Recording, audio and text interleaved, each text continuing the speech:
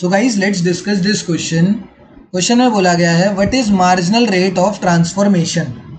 Marginal rate of transformation क्या होता है, जिसको हम MRT बोलते हैं। MRT क्या होता है, जैसे हमारा PPC कर्व है, ठीक है, this is our PPC curve. तो अब हम दो यूनिट्स की प्रोडक्शन कर रहे हैं A एंड B। तो जब मुझे क्या करना था, मुझे A की प्रोडक्शन को इंक्रीज करना था, यहां पर थी प्रोडक्शन, मुझे यहां तक लेके आनी थी।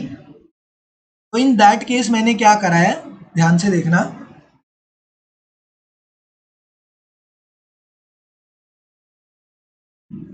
सीधी लाइन बन जाओ।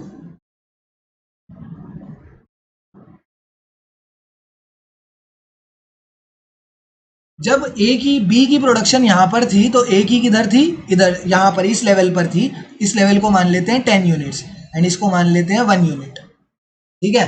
अब इसने अपनी एक प्रोडक्शन बढ़ा दी, अब इसने 2 यूनिट्स करना चाह रहे हैं, तो उसकी वजह से क्या होगा, ध्यान से देखना। 2 यूनिट्स करने की वजह से ये फॉल कर जाएगा, A की प्रोडक्शन फॉल कर जाएगी एंड कितनी हो जाएगी सर, ये फॉल करके 8 यूनिट्स हो गई।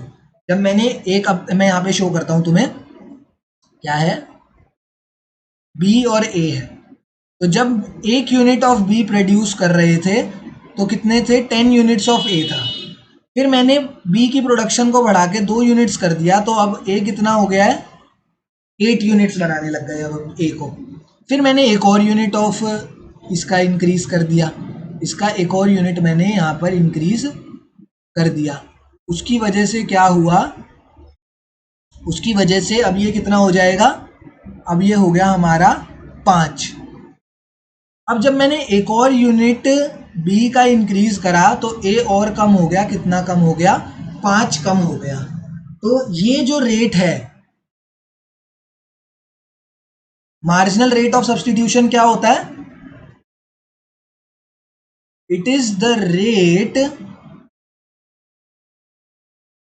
at which one good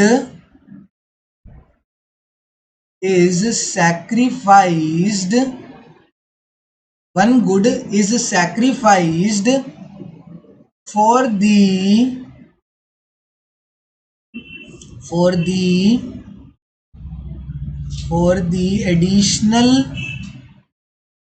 the additional production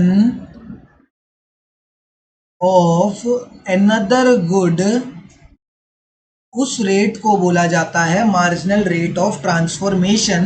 and हमने एग्जाम्पल के थ्रू भी इसे समझा दिया।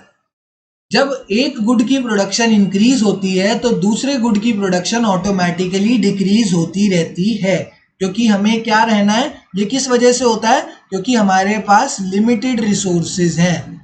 लिमिटेड रिसोर्सेज हैं तो हम ऐसा नहीं कर सकते कि सारे रिसोर्सेज इस पर भी लगा दें एंड इस वाले पे भी, B पर भी लगा दें एंड A पर भी लगा दें।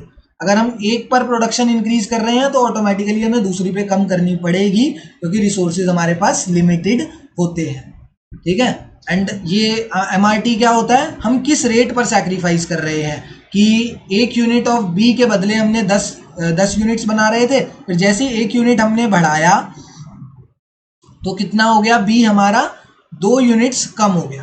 अब अगर तुम्हें MRT लिख के दिखाऊं यहाँ पर, ये MRT नहीं था, MRT क्या था, जब हमने 1 यूनिट ऑफ B बढ़ाया तो उसके रिस्पेक्ट में क्या हुआ, 2 यूनिट्स ऑफ A कम हो गए।